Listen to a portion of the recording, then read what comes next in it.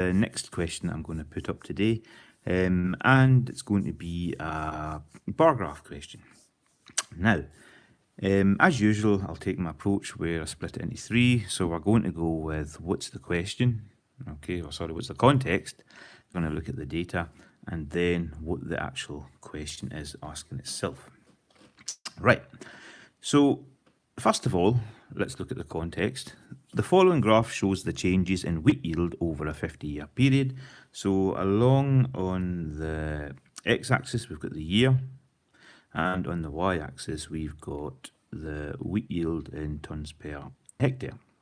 Right, so looking at this, we've got values going from 2 in 1950, that's 2 in 1950, all the way up to 7 in the year 2000. So every single value of this is being recorded every 10 years, okay?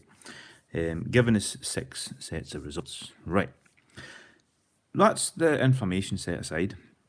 There's nothing earth-shattering about that, it's just basic graph reading, okay? So if you want to know what the increments are, it's going up by 0.2 of a tonne at every single box. Okay, 0.2 of a tonne, then 1, 0.2 of a tonne, all the way up to 2. Right, so that's the data set aside, and now we look at what the actual question is. And in this case, the percentage increase in wheat yield from 1950 to 2000 is, and here's the thing that you do not do. So straight away, I'm just going to take this, yeah, we'll go with the green highlighter, okay? So what we're not going to do is we're not going to add up this plus this plus this. Sorry, I'm just going to take my pointer on. We're not going to add up this result, this result, this result, this result, this result, this result. Take all of those results and then divide by 6. Okay, so you normally would do something similar to that in an average, but in this case, reading the question carefully, okay, it's only looking for the percentage increase in wheat yield from 1950 to 2000.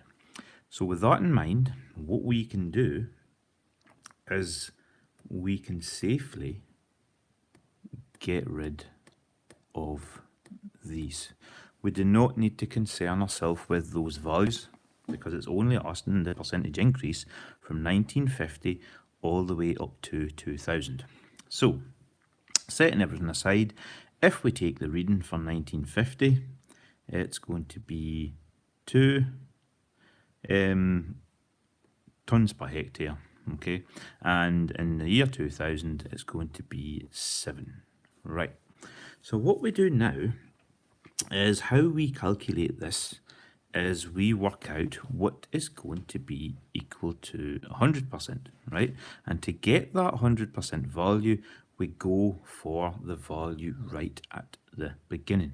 So if 2 is equal to 100%, what this means is that see beyond 2, every time that result goes up 2, it's going to increase by 100%. So what that would mean is if it goes to 4, okay, I'm just working over here, okay.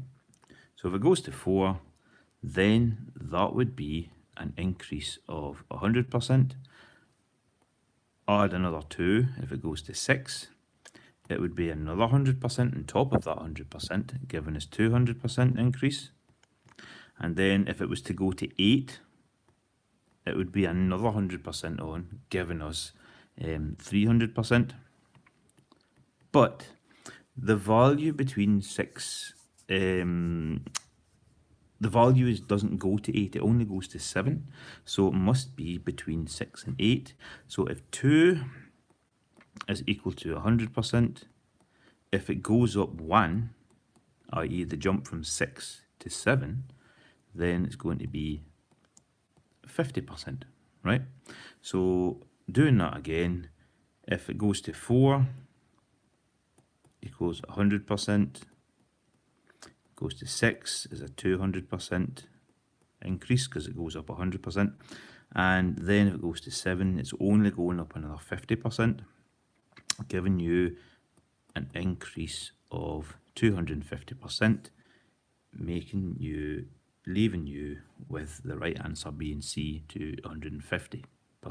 Okay, so that is the percentage increase in wheat yield from 1950 to 2000. You've got 250% more with the 7, okay, in the year 2000 as you did when you began in 1950 with 2. Okay, if this helped you, feel free to like, follow, subscribe, whatever, and send in any questions. I'll be beginning every single question, I'll begin the course from National Fire, Higher Human and Advanced Higher beginning in June. If you want to follow along, I will begin to teach you the course online right here on my YouTube. Okay, feel free to join, like, share, and we'll see you the next time.